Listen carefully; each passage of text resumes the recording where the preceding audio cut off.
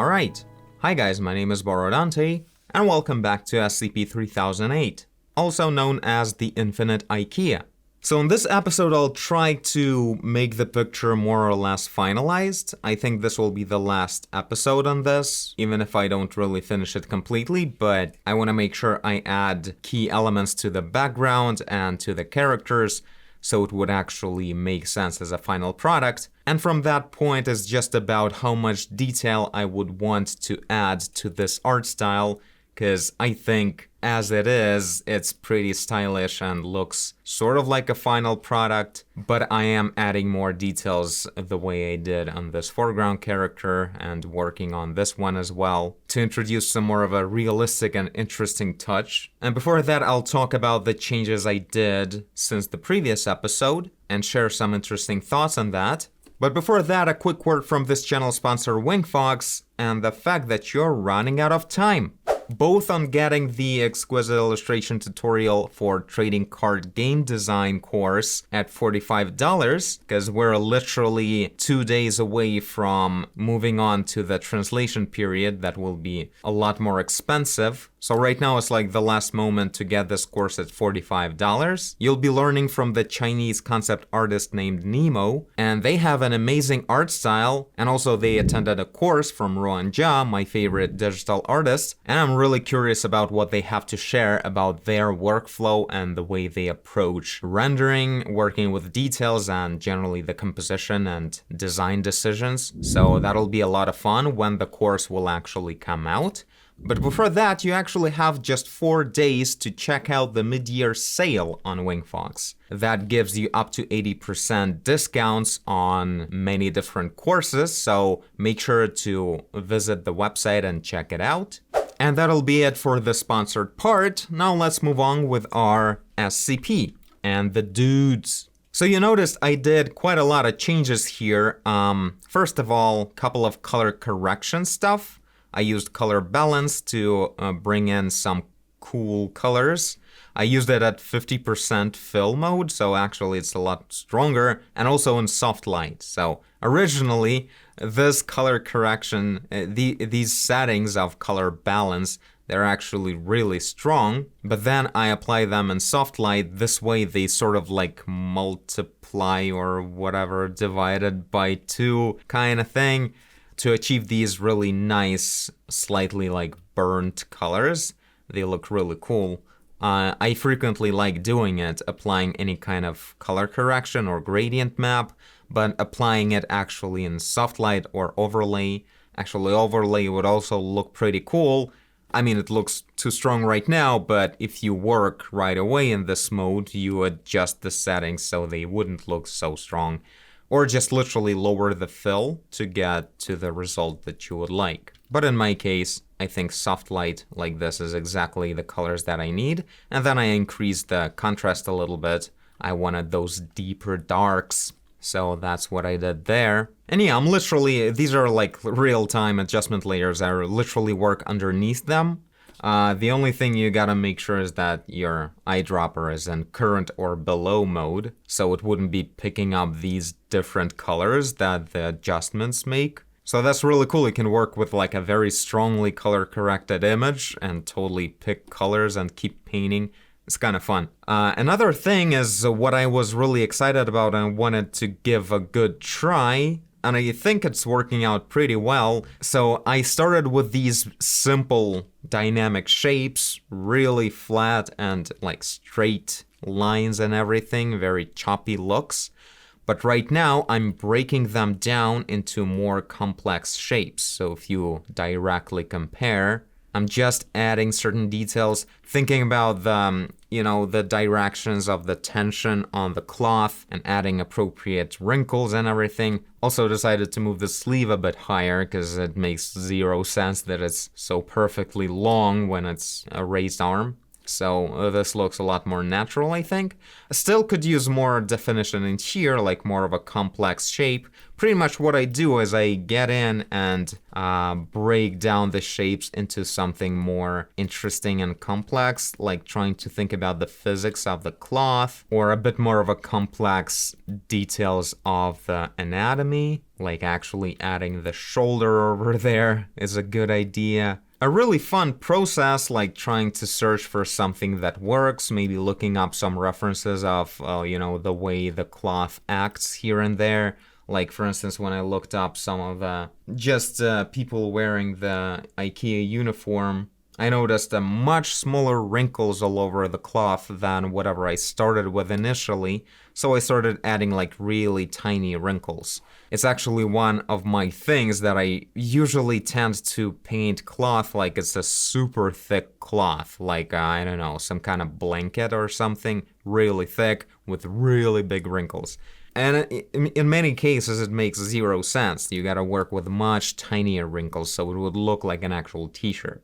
So yeah, that kind of stuff, defined actual elbow and whatever little details here and there, defining some masses. Yeah, added some elements of the actual IKEA branding. I think I should add more of that in here as well. Some of the shirts should be striped. I think like 2 of them should be striped, and the other 2 should remain as they are. That's my plan. I'm thinking to make this guy in a striped shirt, but I'm like postponing it a bit because that's literally like colorizing without affecting the geometry. So I'm just working on the wrinkles and everything. Then I'll just do a separate layer, choose some kind of blue color, lower the transparency quite a lot, and maybe like paint with just this, and that will be like a base that I'll just carefully adjust right there. Like, I don't even think I exactly need to merge it down to blend together. Like, if you use, a texturized brush and a texturized eraser, it can pretty much blend in very well. Especially considering this shouldn't be the geometry detail. We were literally adding colors that shouldn't affect geometry at all. So working on a separate layer for that is just about the thing it needs to be. And yeah, another really cool thing that I did with the background, like the biggest change in this picture is actually not the color correction or something like that. It's the introduction of gradients.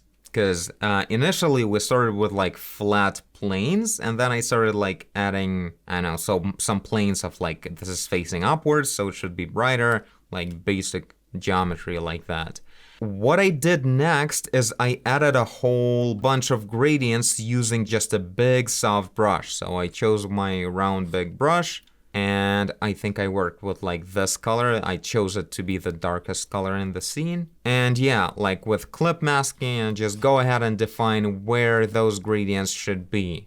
And it actually makes a lot of sense because that's one of the secret rules of painting. Never leave anything flat. Even though the objects are flat and generally the lighting is flat, any lighting still has certain occlusions and obstructions and directions. So it makes sense to always choose a gradient. It's all about like the amount of contrast you choose. So maybe not exactly this, but maybe this is a good idea, But I think in this case, even a darker one is better. So it was a pretty strong gradient right there. And of course, on top of that, all of this color correction actually works really well because gradients are exactly what shows all these beautiful transitions of color. And yeah, the biggest gradient I added right here at the bottom, this is actually the Fresnel effect gradient. There are so many reasons to add gradients, like the lighting and the Fresnel effect. So in this case, like the closer the floor is getting to us, so it was really far away, and here it's like facing completely upwards and like, so not towards us, but like away. But the more we look at it right here, the more it starts looking like, closer to the camera. And that's exactly what makes the Fresnel effect go away. That's like number one thing whenever you have a problem like, my scene is kind of empty and there's a lot of flat floor and literally nothing's happening on it.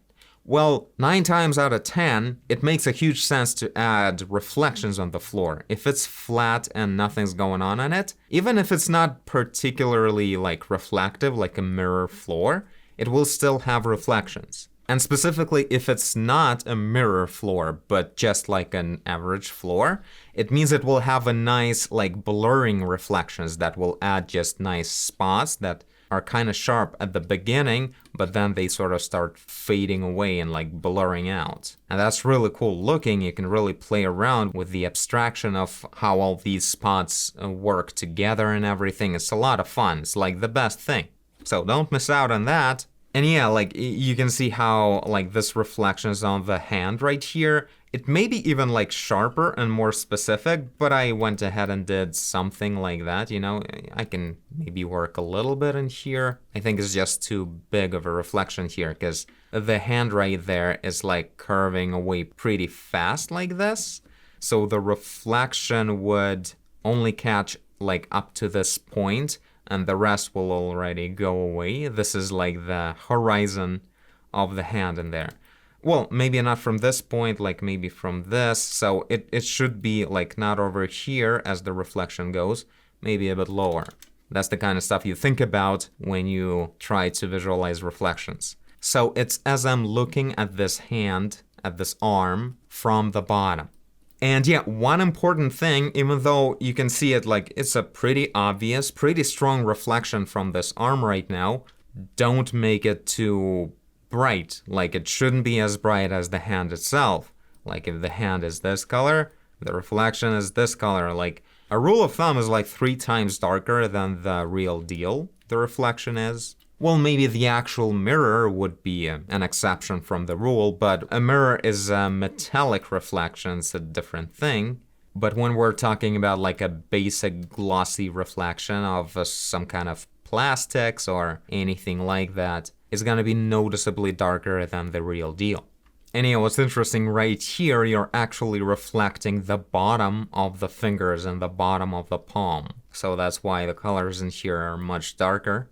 Also, it makes sense to add like some kind of floor details in general, but I don't have any idea on that at the moment. Something like that, something that changes the reflectivity of the surface, you know?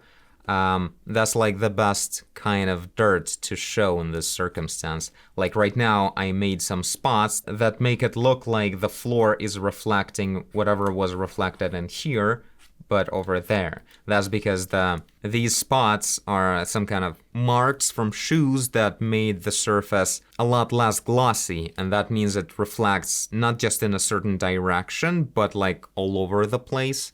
That's why it's catching this reflection, even though the direction of the reflection, the initial one, wouldn't actually catch it. But that's a lot of physics. Generally, just think about it as, you know, blurring out the reflection a lot more, or like obstructing it. Maybe some dirt is not exactly reflective at all, you know, something like that. Just add some touch to the surface. But yeah, the latest thing I was doing is I was struggling with the arms of this guy. Really hard to make them work for some reason, like this hand and this arm, like this angle. Really can't figure out what to do with this muscle at this angle. But yeah, I'm trying to search for it, trying to make sure, like the shading is really hard to figure out sometimes. And yeah, adding some details here and there, but I need to add a lot more comparing to the original. It's just basic stuff, but more of like some kind of boxes in here containing some kind of long products, I don't know. Whatever I saw in the references, something like basic. I don't want to specifically show some kind of chair, but something more of a vague. And these would be like some kind of bedside tables or something. Would look pretty nice. Also, I should do something with this giant cube over there, like box, whatever it is. It's a nice surface with nice gradients and reflectivity on the edge in here. But what is it? You know, it's so blank. So I'm gonna figure that out. Also, I still haven't merged down the lights on the ceiling, so I get to add a lot more details of like whatever makes these lights happen. at the ceiling, some kind of structure. They have a whole lot of metal structures at the ceiling going on. So I'll get to show some of them. I'll try to make them like a bit of into an abstraction so they would look cool, artistic, and without necessarily going crazy with specifically showing the structure. So yeah, overall having quite a lot of fun with it. Everything pretty much breaks down into the idea of, simplifying first and creating some kind of like almost cartoonish look of everything, and then just breaking it into a smaller and smaller elements. I don't know why it felt so counterintuitive initially, that you actually should go for these super simple shapes, and after that you'll actually be able to show something legit within it, something realistic. Like it's actually very easy to detail further from something very stylized and dynamic. So yeah, really excited about it. I'm just gonna keep working on it, and if I have some thoughts, I'll share them on top of the time lapse. But yeah, for me this is it. Let's keep working.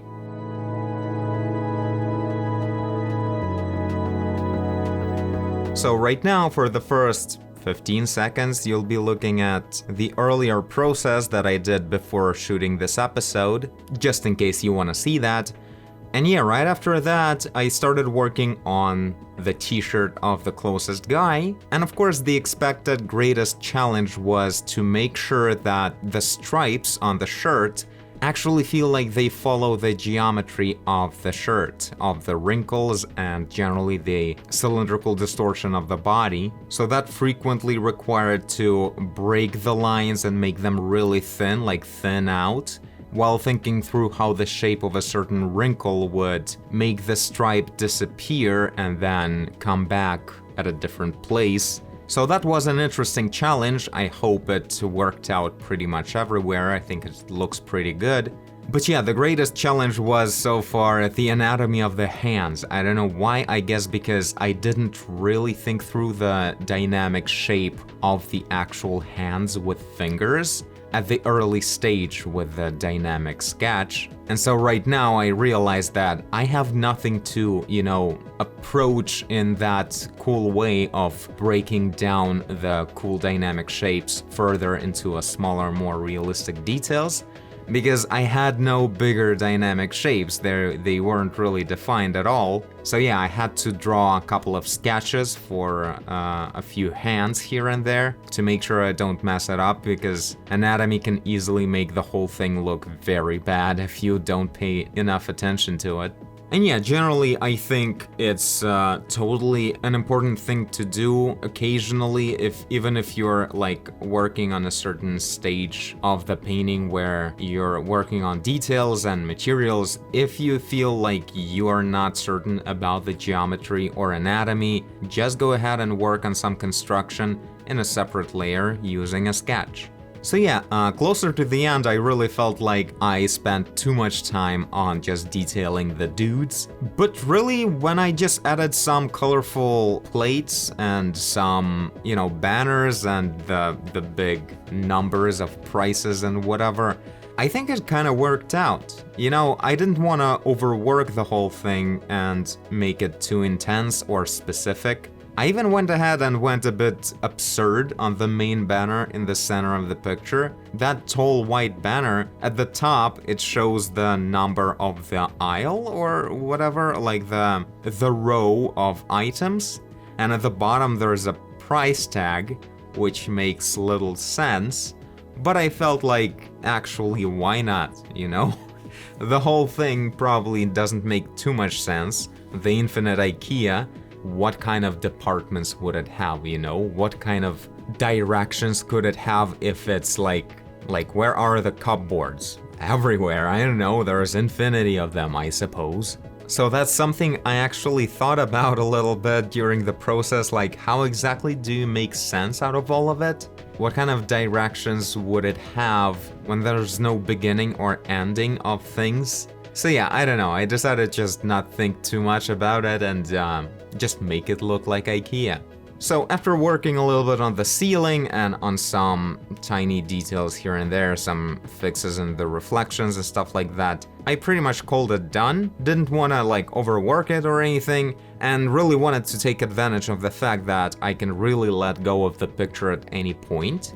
So after I defined some, necessary details like, price tags, some kind of directions or something, some of the elements that you should be seeing in a store. After that, I really felt the freedom of just, why not stop here? Because nothing else that I would add would tell the story more specifically. It's about exactly what I needed it to be. I may add some details in the future, but overall, I think this is it. Tell me guys what you think. Is the result something that you expected it to be? Do you like my depiction of SCP-3008? And I thank you guys for watching, and I will see you in the next video. Bye!